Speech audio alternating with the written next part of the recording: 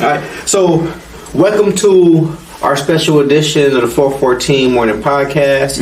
Just our predictions and just a quick recap of how the series is going and what we think is going to happen tonight's game. So, I'm Armando. I'm Daryl. So,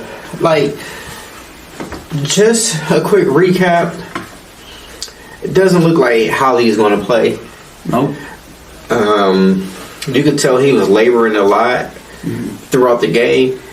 You could see that he really didn't have enough, to even play in that game, which to me, I think I would have kept going with TJ. Yeah. And just to see how far that spark can go. And then when he ran out of fuel, then I would have tried to figure something else out. Yeah. I would have tried to sneak out a win. I mean, you had OKC on the ropes, and then you just let your foot off the pedal. To me, when you put back Tyrese, you already know when the player is coming back from injury, to start him in this the second half. Yeah. See what he has. But then you as a coach, you know your player. So sometimes you got to protect players from themselves and protect the players from the team. He might say he's good, but the eye test is everything. Right. We seen it like he wasn't good. He wasn't attacking. He had no lift on his jump shot. Nope. Defensive liability. Yeah. Like, he was just out there, and I get it that you want to tough it out for your team, but sometimes the best thing for your team is just, just sit there, you ain't got it, let them rally around you, right, and live to fight another day. Yeah, because I feel like it's one of those things, especially when it comes to being a superstar, whether like either you're going to do well or you're not. I feel like as far as being a superstar, it's one of those things where they're the media is going to attack you regardless. They're going to say if he was capable, he should have played. Yeah. If but on the flip side, him playing was a detriment to the team. He went 0 for 6, had 3 turnovers. He did not play a good game.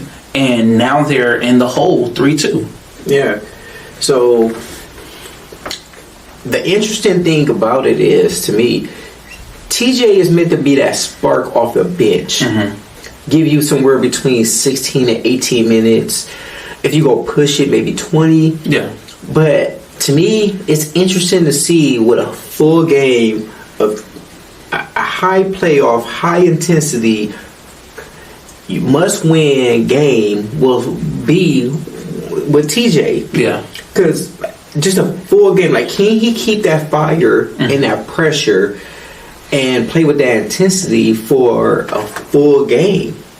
To me, that's the interesting thing to me, because it's easy when you play against the second unit and you able to do that, because now with this first unit, who do he match up against now?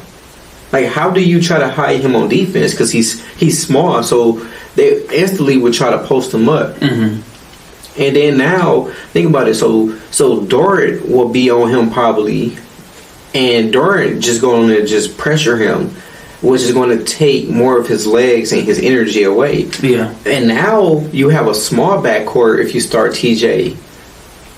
So, and then think about it. TJ is a secondary ball handler. So now you starting your secondary ball handler. So who's the backup to the backup? Right.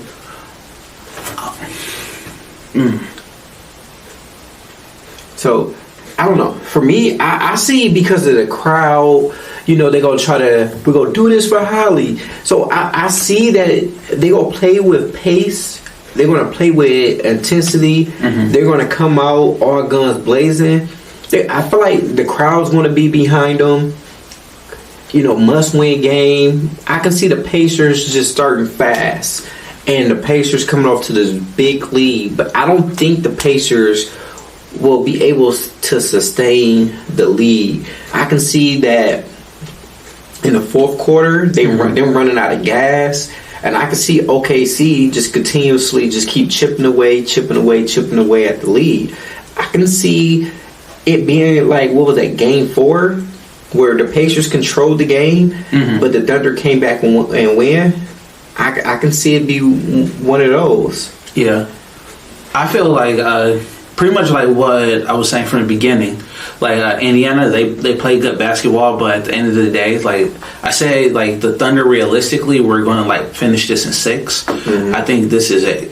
Yeah. So I think the Pacers will compete, but it will still at the end it will show you Oklahoma is the better team. Yeah. So my prediction is I got Thunder winning. I want to say double digits. Yeah, I got them +10. Yeah. I see a strong game for Siakam, but I don't see it being enough. And I feel like there's going to be a surprise player with Oklahoma that's going to, crack those 20 points. Yeah, I think Holmgren, he's going to have a really good game. Probably like put his stamp on this because for like storyline purposes, like the battle of him and Wemby like for years to come, and like Chet taking this early lead. I think he has like a strong double tonight. Yeah, and just something quick before we get off air, if Jalen Williams give you 30, I'm gonna say 32, 33. Somewhere in that range, and Shea only give you maybe mid-20s, low 20s. I can see it's really been a real debate of Jalen Williams probably winning Finals MVP.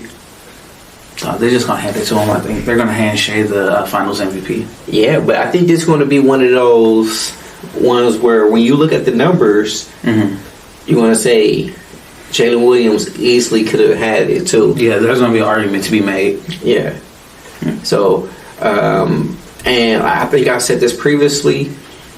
If Pacers want to have any chance of winning, you cannot allow Shea and Jalen Williams to be that two-headed monster. Yeah. Shea is going to get his, but you can't allow Jalen Williams to get off.